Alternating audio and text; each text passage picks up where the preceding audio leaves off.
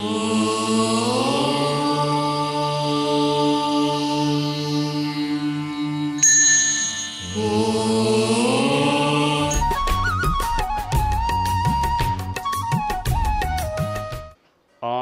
वाङ्मय में कहा गया है, सत्यम लोयम्मि सारभूयम। हमारी दुनिया में सार क्या है, असार क्या है? एक दृष्टि से सोचे, ध्यान दे तो दुनिया में अपने आप में हर चीज सारभूत है। बेकार दुनिया में क्या है? हर चीज का अपना अपना महत्व है, ऐसा लग रहा है, ऐसा हो सकता है। ठीक है, एक चीज किसी के लिए उपयोगी है, दूसरी चीज दूसरे के लिए उपयोगी है। हर चीज हर व्यक्ति के लिए उपयोगी हो न हो, पर हर वस्तु किसी के लिए किसी रूप में अपने आप में उपयोगी, महत्वपूर्ण, सारभूत हो सकती है। हम अध्यात्म के जगत में विचरण करें और वहां सत्यम लोयम्मि सारभूयम की बात कही गई कि सत्य लोक में सारभूत है। असत्य है वो तात्कालिक रूप में किसी का काम सिद्ध भले करा दे,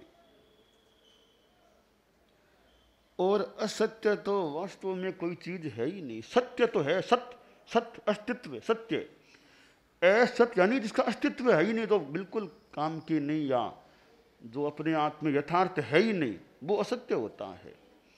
तो असत्य को तो क्या सार, वो जो है उसमें सार हो, जो है में ही नहीं उसका क्या सार हो, तो यथार्थ में है ही नहीं, वो तो उल्टा गड़बड़ मामला होता है असत्य में। तो एक तरफ असत्य है, एक तरफ सत्य है, तो असत्य तो अपने आप में गलत है, क्योंकि वो तो है ही नहीं, सत्य सत्य नहीं है। जो है उससे उल्टी बात वाला है, वो तो अपने आप में गड़बड़ है। जो है वो सब सारभूत हो सकता है। जैसे ये मकान है, तो मकान है, ये तथ्य है कि ये मकान है, तो मकान है तो सारभूत है। सारभूत कैसे है? हम यहाँ आए हैं, हमें रहने का आश्रय मिल गया, तो मकान था तब आश्रय मिल गया। यह मकान नहीं होता तो इस रूप में आश्रय कैसे मिलता? तो मकान इसलिए सारभूत है कि सर्दी से बचा देता है, वर्षा से बचा देता है, और किसी के दिखने से भी बचा देता है, आवृत कर देता है। इसलिए मकान सारभूत है। यह कुर्सी है, यह भी सारभूत है। कितनों को बैठने में सुविधा हो जाती है कुर्सी के होने से। जिनके कोई दर्द हो घुटनों में, कमर में आदि में, नीचे बैठना मुश्किल हो, उनके लिए तो कुर्सी और ज़्यादा उपयोगी है। हमारी परिषद में देखिए कितने लोग कुर्सी पर आसीन हैं, कितने नीचे बैठे हैं। जो नीचे नहीं बैठ सकते, कुर्सी न हो तो या तो वो खड़े खड़े रहें फिर, या दोरा सोरा नीचे बैठे। कुर्सी है तो कितना आराम मिलता है। तो कुर्सी भी अपने आप में सारभूत है। पानी को ले, पानी कितना सारभूत है। जल है तो जीवन है, पानी न हो आदमी का जीना मुश्किल हो जाए। अन्न भी सारभूत है, अन्न से हमारा जीवन चल रहा है। अन्न न मिले आदमी को तो भी कठिनाई पैदा हो सकती है। कपड़ा भी सारभूत है, सर्दी से बचाता है, समाज की व्यवस्था को ठीक रखता है।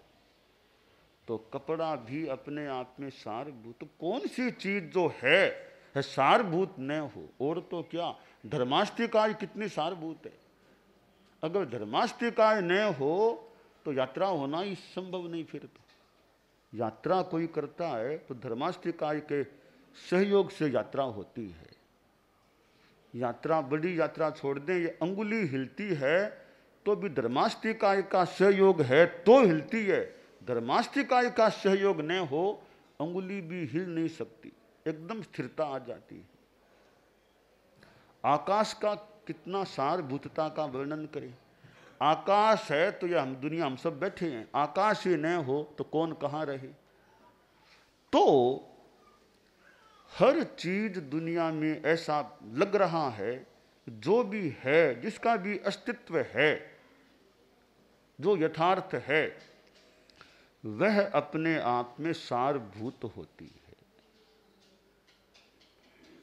आपके नौकर है घरों में, नौकर भी कितने सारभूत उपयोगी हैं। नौकर हैं, कितने डेरों की सेवा हो रही है, नौकर चाकर साथ में है, काम चल रहा है, तो वो भी कितने सारभूत हैं। नौकरों के लिए सेठ कितने सारभूत हैं, उनको पगार मिलती है, वेतन मिलते हैं, उनका काम चलता है, तो उनके लिए सेठ लोग कितने सारभूत हैं।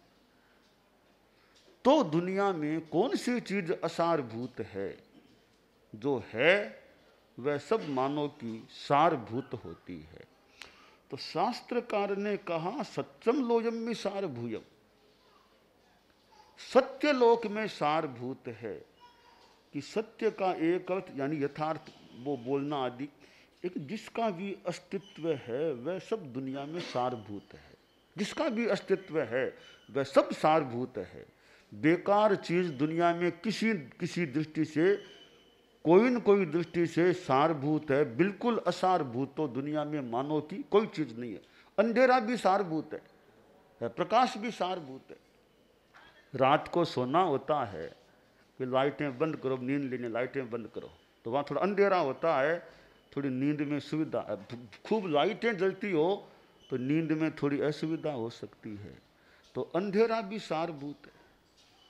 चोर के लिए अंधेरा कितना सारभूत होता है। चोर को अंधेरा मिल जाए तो। प्रकाश भी सारभूत है। लिखना पढ़ना करना है तो प्रकाश है तो काम होता है। और भी चीजें दिखती है प्रकाश में, चलना फिरना। अंधेरा, आप लोग टॉर्च रखते हैं, टॉर्च जगा लो, रास्ता साफ दिखाई दे सके। तो अंधेरा भी सारभूत है और प्रकाश भी सारभूत है। तो अंधेरे को भी हम सर्वथा अनुपयोगी नहीं कह सकते। तो सत्य लोक में सारभूत जिसका भी अस्तित्व है वह सब दुनिया में सारभूत तत्व होता है।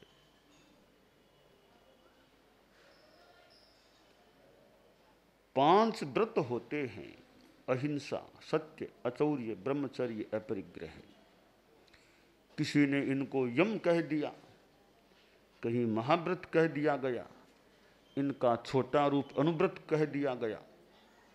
ये व्रत हैं, यम भी कहा जाता है।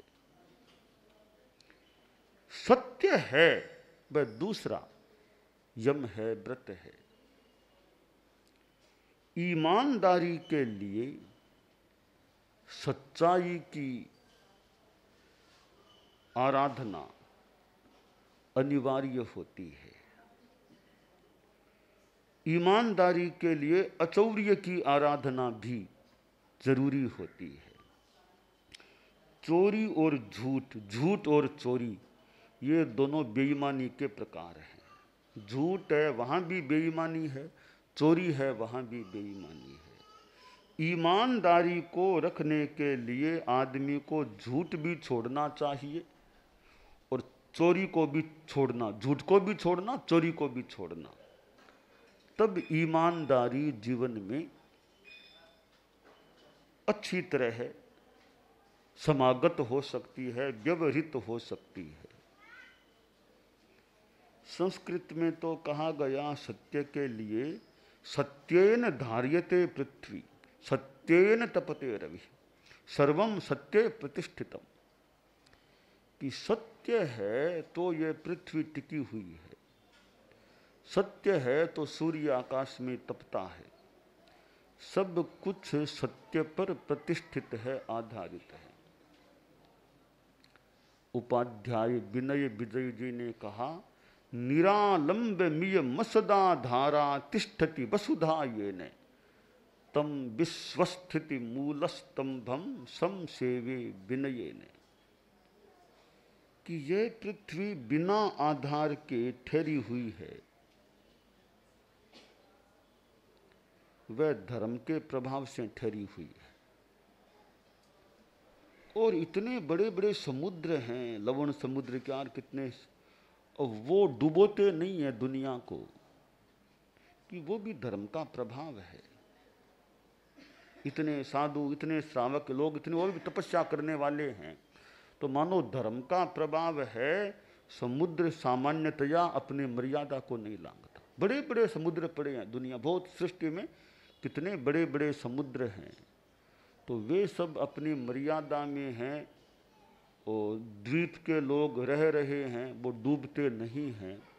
ये किसी रूप में धर्म का, सृष्टि का, मर्यादा का अपना कोई प्रभाव है कि दुनिया ठीक ठाक चल रही है। आदमी यह सोचे कि मेरे जीवन में ईमानदारी कितनी है, क्योंकि हमारा जीवन सुखी रहता है, उसमें ईमानदारी का भी योगदान होता है।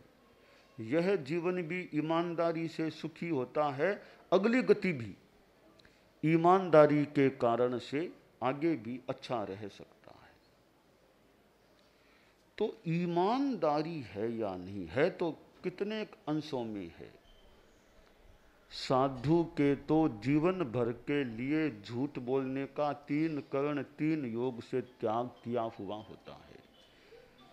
साधु के जीवन भर के लिए चोरी का भी 3 कर्ण 3 योग से त्याग किया हुआ होता है। जिंदगी भर 3 कर्ण 3 योग से, शरीर से तो करना ही नहीं, मन से भी चोरी नहीं करना, न कराना न अनुमोदना, मन वचन काय। 3 कर्ण 3 योग से त्याग होना बहुत बड़ा बड़ा त्याग होता है। 3 कर्ण 3 योग से त्याग कर देना।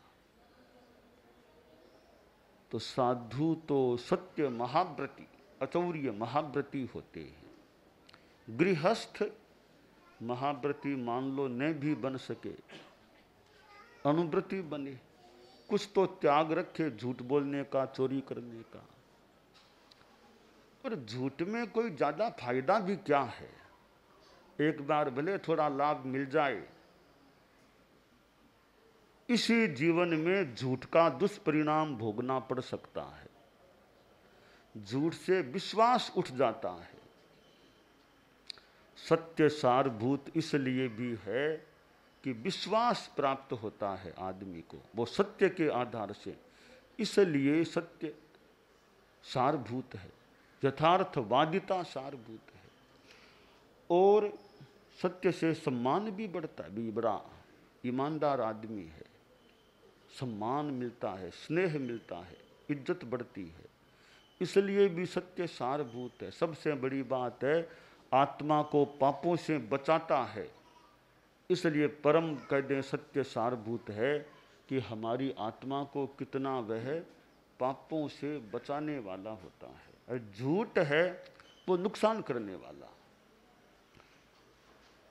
सोमप्रभ सूरी ने कहा है सिंदूर प्रक्रिया सुक्ति मुक्तावली में, यशो यस्माद् भस्मी भवति वन वन्हे रिव वनम निदानम दुःखानां यदवनि रुहाणां जलम न यत्र साच्छाया तप इव तपः सई कथम चित्तन्मिथ्या वचनमभिधत्ते न मति। आचार्य जी ने कहा है कि झूठ कैसी चीज है। यशो यस्माद् भस्मी भवति, यश प्रतिष्ठा इज्जत है वो भस्मीभूत हो जाती है। कैसे? वन वन हे रिवे वनम, जंगल में दावानल लग जाए तो जंगल जल जाता है, नष्ट हो जाता है। असत्य से, मिथ्या वचन से वैसे ही आदमी का यश भी भस्मीभूत जल जाता, दग्ध हो जाता है। दूसरी बात बताई, निदानम दुखानाम, यह दुखों का कारण है झूठ। कैसे? एक बार झूठ बोल दिया, अब मन मेरे वापिस पूछेंगे तो क्या जवाब देना, कैसे उस झूठ को ढकना, कैसे उसको ढकना, कैसे टोपे ऊपर टोप लो। एक झूठ को ढकने दूसरी झूठ, तीसरी झूठ। झूठ वाले के दिमाग में तनाव, फिर जवाब क्या देना, फिर जवाब क्या देना, सोचना। सच्चाई वाले के कोई तनाव नहीं है, सो साफ कहना बस, सुबह पूछो चाहे शाम को वही बात है, तो दिमाग में तनाव नहीं, यही बात करनी है मुझे। तो झूठ वाले के दिमाग में तनाव, चिंता, पकड़ा गया तो क्या होगा, क्या होगा, मैं वो जवाब दूं, मेरा साथी भी वही जवाब दे तब काम बनेगा, उसने और कुछ कह दिया तो बात गड़बड़ा जाएगी। तो कितना तनाव है। तो दुखों का कारण है ये झूठ, है वो दुख पैदा करने वाला है। कैसे? अवनि रूहाणाम जल मिवे, अवनि रूप पेड़ हैं, पेड़ कैसे फलता फूलता है? जल से। जल कारण है पेड़ के विकास में, तो तनाव के विकास में कारण है झूठ बोलना, मिथ्या वचन। तीसरी बात बताई, न यत्र छाया तप इव तपः संयम कथा, कि झूठ है वहां तपस्या संयम की बातें नहीं होती, वहां तो झूठ झूठ झूठ में दिमाग रहता है, झूठ कैसे बोलना, कैसे बोलना। कैसे? कि जैसे आतप है, धूप में छाया नहीं होती है, धूप है वहां धूप है, धूप में छाया नहीं। असत्य में तप और संयम की बात नहीं। ऐसा यह झूठ वचन है। तो मतिमान आदमी है वो झूठ नहीं बोलता, या नहीं बोलना चाहिए, किसी को भी नहीं बोलना चाहिए। समाज की अच्छी व्यवस्था भी नहीं रह सकती जहां झूठ झूठ ज्यादा चलता है। विश्वास ने भी क्या पता अभी क्या कह दिया, कल क्या कह दिया, झूठ बोलता है, साच बोलता है, क्या पता है। तो विश्वास नहीं रहता है। तो विश्वास नहीं रहने से समाज में भी अच्छी व्यवस्था नहीं रहती। बेटे को बाप का विश्वास नहीं, बाप को बेटे का विश्वास नहीं, पता नहीं क्या कहते क्या है, करते क्या है। तो सत्य सारभूत इसलिए है कि विश्वास पैदा करने वाला, आदमी को विश्वस्त बनाने वाला यह सत्य वचन होता है, सत्य निष्ठा होती है। और सच्चाई की ज्यादा थोड़ी गहरी साधना करनी हो तो हमें वाणी का संयम भी रखना होता है। ज्यादा गहरी साधना सच्चाई की करनी है तो वाणी का भी संयम। आप लोग मुख वस्त्रिका हम भी बांधते हैं, आप भी सामायिक में बांध रहे हो। मुख वस्त्रिका से 3 लाभ होते हैं। पहला लाभ तो यह है, जैसा कि परंपरागत हमारा मत है कि खुले मुंह बोलने से वायुकाय के जीवों की हिंसा हो सकती है। तो यह बांधने से वो वायुकाय के जीवों की हिंसा जितने अंशों में टल सके टल जाए, हम टालने का प्रयास करते हैं। तो वायुकाय की हिंसा से बचाने के लिए यह मुख वस्त्रिका है। पहला मूल बात तो यह है।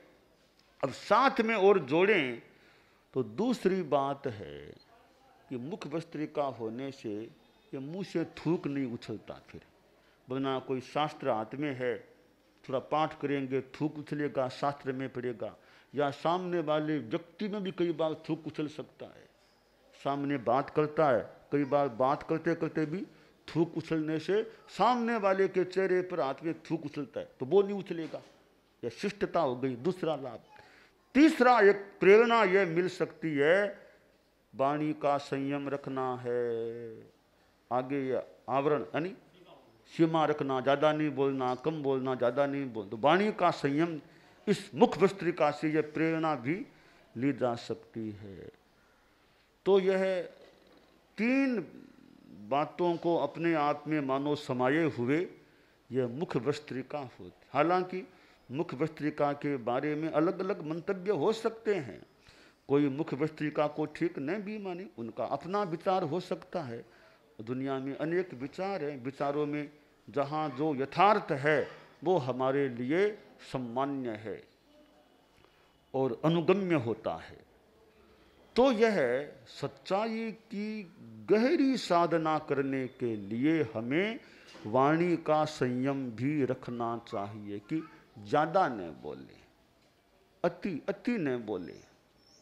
अति बोलने से कई बार फिर झूठ साच की, कई बार वो छानना, छान के बोलना, जैसे पानी को छान कर लोग पीते हैं ना, तो वाणी भी छान कर बोलें। हर कोई बात न निकल जाए, जो सत्य न हो वो भी बात निकल जाए मुंह से। तो कम बोलेंगे ना तो अपने आप कुछ तो बचाव हो ही जाएगा झूठ से। तो हमें कम बोलने का भी प्रयास रखना चाहिए। तो शास्त्रकार ने हमें बताया है कि सत्यम लोयम सार भूयम, इसके मैंने दो अर्थ कर दिए हैं। एक तो वो है ही कि सत्य यथार्थ बोलना आदि वो सारभूत है। दूसरा कि जिसका भी अस्तित्व है वह अपने आप में सारभूत है। तो झूठ का तो अस्तित्व है ही नहीं, वैसे वो तो अस्तित्व से विपरीत बात होती है, वो अपने आप में असारभूत हो जाती है। हम जिंदगी में ईमानदारी की आराधना करने का प्रयास करें, यह काम्य है।